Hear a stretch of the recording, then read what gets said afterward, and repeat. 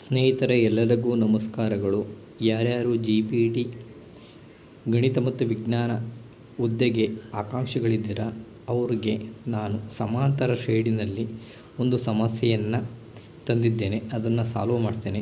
Question ಏನಪ್ಪ ಅಂತಂದರೆ, ಒಂದು ಸಮಾಂತರ ಶ್ರೇಣಿಯ 3ನೇ ಮತ್ತು 9ನೇ ಪದಗಳು ಕ್ರಮವಾಗಿ 4 ಮತ್ತು -8 ಆದರೆ ಅದರ ಎಷ್ಟನೇ ಪದ ಸೊನ್ನೆಯಾಗಿದೆ.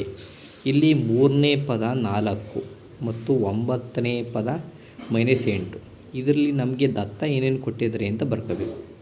ಹಾಗಾಗಿ A3 = 4, A9 ಅಂದರೆ 9ನೇ ಪದ -8. ಇಲ್ಲಿ ಏನು ಕಂಡುಹಿಡಿಯೋಕ್ಕೆ ಕೇಳಿದಾರಪ್ಪ ಅಂತಂದರೆ n =? ಹಾಗಾಗಿ ಏನು ಸೂತ್ರ ಅಂತಂದರೆ, ಸಮಾಂತರ ಶ್ರೇಣಿ ಸಾಮಾನ್ಯ ರೂಪ ಏನಪ್ಪ ಅಂತಂದರೆ AN = A + n - 1 × D. ಅದೇ ಥರ A3 = A + n ಜಾಗಕ್ಕೆ 3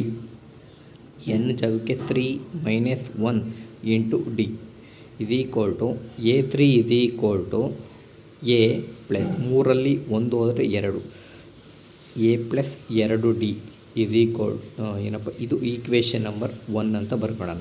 ಅದೇ ಥರ A9 ಅಂದರೆ 9ನೇ ಪದ ಏನಾಗುತ್ತಪ್ಪ ಅಂತಂದರೆ A + D ಅಂದರೆ 1 ಕಮ್ಮಿ ಮಾಡಬೇಕಾಗುತ್ತೆ.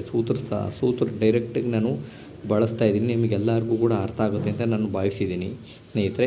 9ನೇ ಪದ A + D. ಅದೇ ಥರ ಈಕ್ವೇಷನ್ 1 ಮತ್ತು 2 ಕಳೆಯೋದ್ರಿಂದ ಇವೆರಡನ್ನೂ ಕೂಡ ಕಳಿಬೇಕು. ಆವಾಗ A + 2D = 4, A + 8D = -8. ಇವೆರಡು ಈಕ್ವೇಷನ್ ಇದಾವಲ್ಲ, ಕಳೆದಾಗ ಗೆಟ್ ಏನಪ್ಪ ಸೈನನ್ನು ಚೇಂಜ್ ಮಾಡಬೇಕು. ಅಂದರೆ ಚಿಹ್ನೆಗಳನ್ನು A ಹತ್ರ ಪ್ಲಸ್ಸು, ಇಲ್ಲಿ ಪ್ಲಸ್ ಇದೆ, ಇಲ್ಲೂ ಕೂಡ ಮೈನಸ್ ಹಾಕಬೇಕು. ಇಲ್ಲಿ ಮೈನಸ್ ಇದೆ, ಮೈನಸ್ ಇರೋದಕ್ಕೆ ಪ್ಲಸ್, ವಿರುದ್ಧ ಚಿಹ್ನೆಗಳನ್ನು ಹಾಕ್ಕೊಂಡು ಹೋಗಬೇಕು. ಇಲ್ಲಿ A ಗೆಟ್ ಕ್ಯಾನ್ಸಲ್ ಆಗುತ್ತೆ.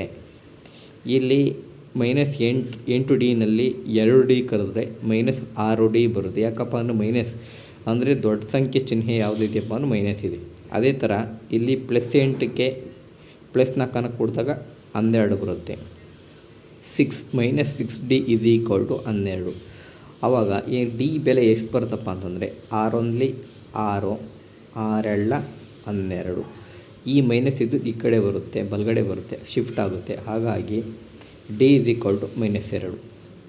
ಈ D ಬೆಲೆಯನ್ನು ನಾವು A + 2D ಅಂದರೆ ಈಕ್ವೇಷನ್ ನಂಬರ್ 1ಗೆ ನಾವು ಸಬ್ಸ್ಟಿಟ್ಯೂಟ್ ಮಾಡೋಣ.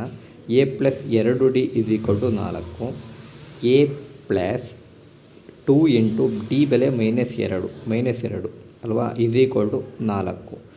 A plus into minus 2 × 4 4. ಈ 4 ಇದ್ದಿದ್ದು ಬಲಗಡೆ ಬಂದಾಗ ಮೈನಸ್ ಇದ್ದು ಪ್ಲಸ್ ಆಗುತ್ತೆ. ಹಾಗಾಗಿ 4 = 4 + 4 8.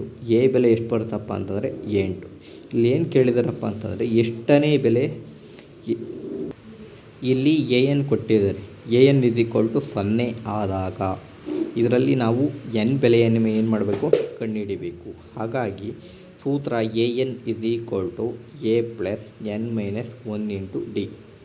AN ಬೆಲೆ 0 A ಅಂತಂದರೆ A ಬೆಲೆ 8 + n - 1. n ಬೆಲೆ ನಮಗೆ ಗೊತ್ತಿಲ್ಲ, n - 1 × -2 ಅಲ್ವಾ. 0 = 8 - + n × 2 2n - + 2 × 1 2, 8 - 2n + 2.